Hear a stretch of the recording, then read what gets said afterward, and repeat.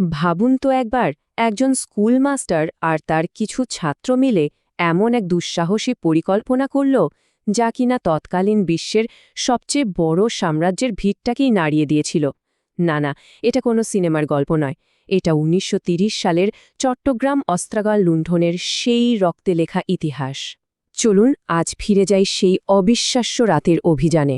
চলুন আমরা একবারে চলে যাই সেই সময়ে। তারিখটা ছিল ১৮ এপ্রিল ১৯৩০। গোটা চট্টগ্রাম শহর যখন গভীর ঘুমে আচ্ছন্ন, ঠিক তখনই একদল বিপ্লবী নিঃশব্দে তাদের পরিকল্পনা কার্যকর করতে শুরু করে। এমন এক পরিকল্পনা যা ব্রিটিশ সাম্রাজ্যের ইতিহাসে একটা স্থায়ী দাগ রেখে যাবে। একেবারে ঘড়ির কাঁটা ধরে কাজ এগোতে লাগল। প্রথমেই টেলিফোন আর টেলিগ্রাফের তার কেটে দেওয়া হলো। এরপর উপড়ে ফেলা হলো রেল লাইন। মানে কয়েক ঘণ্টার মধ্যে চট্টগ্রাম শহরটা যেন বাইরের দুনিয়া থেকে পুরোপুরি বিচ্ছিন্ন একটা দ্বীপে পরিণত হল।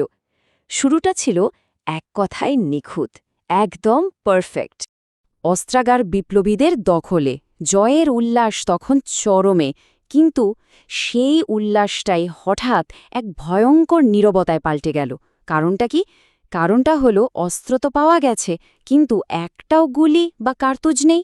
যে গোলাবারুদের ওপর ভিত্তি করে পুরো পরিকল্পনাটা সাজানো হয়েছিল, সেটাই খুঁজে পাওয়া গেল না। ভাবা যায়, একটা ছোট্ট ভুলের জন্য পুরো অভিযানটা ভেস্তে যাওয়ার মুখে। এত নিখুঁত একটা পরিকল্পনা, অথচ এত বড় একটা ভুল। তো প্রশ্নটা হলো, কে ছিলেন এই অবিশ্বাস্য দুঃসাহসিক অভিযানের পেছনের সেই মানুষটি? চলুন এবার পরিচয় করা যাক সেই কিংবদন্তি নেতার সাথে।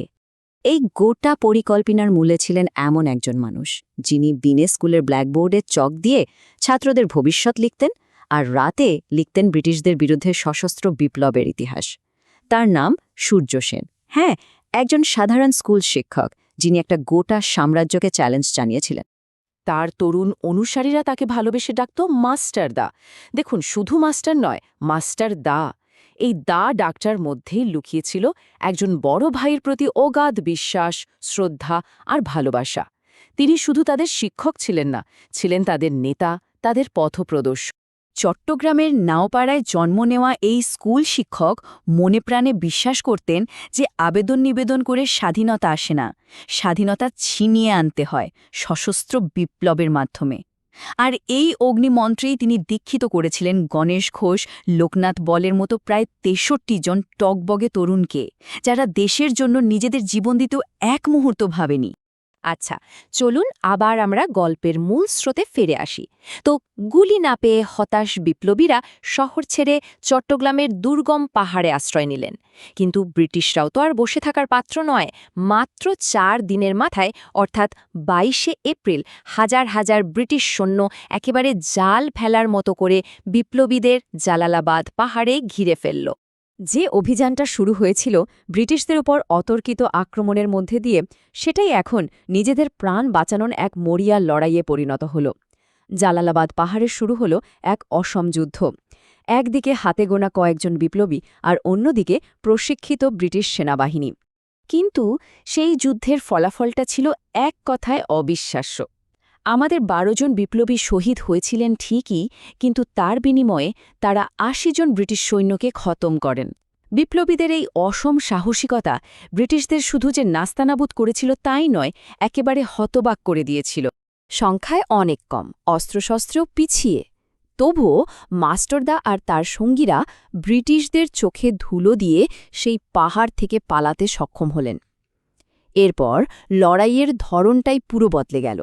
সম্মুখ সমর ছেড়ে তারা বেছে নিলেন গেরিলা যুদ্ধের পথ। গ্রামেগঞ্জে ছড়িয়ে পড়ে অতর্কিত হামলা চালিয়ে তারা ব্রিটিশদের রাতের ঘুম কেড়ে নিলেন। এবার গল্পের মোড়টা ঘুরল। শুরু হল মাস্টারদা সূর্য সেনকে ধরার জন্য ব্রিটিশদের মরিয়া অভিযান। আর এই সময়টাতেই আমরা দেখতে পাই মানুষের দুটো ভিন্ন রূপ। একদিকে চূড়ান্ত আনুগত্য, আর অন্যদিকে জঘন্য বিশ্বাসঘাতকতা। একদিকে ছিলেন সাধারণ গ্রামের মানুষজন, যারা ব্রিটিশদের অকথ্য অত্যাচার সহ্য করেও বিপ্লবীদের নিজেদের ঘরে লুকিয়ে রেখেছেন, নিজেদের মুখের খাবার তাদের মুখে তুলে দিয়েছেন। আর ঠিক তার উল্টো দিকে ছিল নেত্রে সেন, মাস্টারদারির এক পরিচিত সহযোগী, যে কিনা সামান্য কিছু টাকার লোভে ব্রিটিশদের জানিয়ে দেয়ছে তার বাড়িতেই লুকিয়ে আছেন পলাতক বিপ্লবী নেতা। আর ওই একটা বিশ্বাসঘাতকতাই সব হিসেব ওলটপালট করে দিল। বছরের পর বছর ধরে ব্রিটিশদের ফাঁকি দিয়ে পালিয়ে বেড়ানোর পর ১৯৩৩ সালের ১৬ই ফেব্রুয়ারি অবশেষে ধরা পড়লেন মাস্টারদা সূর্য সেন। গ্রেফতারির পর সূর্য সেনের ওপর নেমে আসে অকল্পনীয় নির্যাতন, কিন্তু ব্রিটিশরা তার শরীরকে ভাঙতে পারলেও তার অদম্য চেতনাকে এক বিন্দুও টলাতে পারেনি। ব্রিটিশরা তার উপর যে অত্যাচার চালিয়েছিল তা শুনলে গায়ে কাঁটা দেয়। তার হাতের পায়ের সব নখ উপড়ে ফেলা হয়েছিল, হাতুড়ি দিয়ে তার শরীরের সমস্ত হাড় জয়েন্ট ভেঙে গুঁড়িয়ে দেওয়া হয়। এতটাই নির্যাতন করা হয়েছিল যে ফাঁসির মঞ্চে নিয়ে যাওয়ার আগেই তিনি অচেতন হয়ে পড়েছিলেন। ইন্ডিয়া টুডের এক রিপোর্ট থেকে জানা যায়, এমন পাশবিক নির্যাতনের পরেও মাস্টারদার চেতনা ছিল অটুট। ব্রিটিশরা তার শরীরটাকে হয়তো ভেঙে চুরমার করে দিতে পেরেছিল, কিন্তু তার ভেতরের বিপ্লবের আগুন সেটাকে তারা নেভাতে পারেনি। ১৯৩৪ সালের ১২ই জানুয়ারি ফাঁসির মঞ্চে মাস্টারদা সূর্য সেনের জীবনাবসান হয়। কিন্তু তার মৃত্যুটা আসলে কোনো শেষ ছিল না, ছিল একটা নতুন শুরু। চট্টগ্রাম থেকে জ্বলে ওঠা এই বিদ্রোহের স্ফুলিঙ্গই পরে দাবানল হয়ে ছড়িয়ে পড়েছিল গোটা ভারতে, যা অগণিত তরুণকে স্বাধীনতার জন্য প্রাণ দিতে অনুপ্রাণিত করেছিল।